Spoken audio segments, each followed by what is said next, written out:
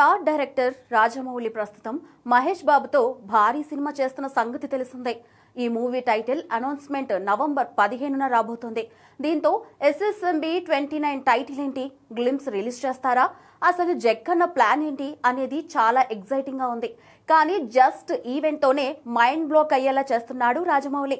ఒక cinema title announcement కోసం ఈ రేంజ్ ఈవెంట్ ఇప్పటి వరకు జరిగి ఉండకపోవచ్చు అనే రేంజ్ లో నిర్వహించబోతున్నారు. ఈ ఈవెంట్ కోసం హైదరాబాద్ రామోజీ ఫిలిం సిటీలో భారీ ఎత్తున సెట్ వేస్తున్నారు. 100 అడుగుల ఎత్తులో భారీ LED టవర్ సెట్ ఏర్పాటు చేస్తున్నారు. అంతేకాదు ఈ ఈవెంట్ కోసం భారీగా ఖర్చు చేస్తున్నట్టుగా తెలుస్తోంది.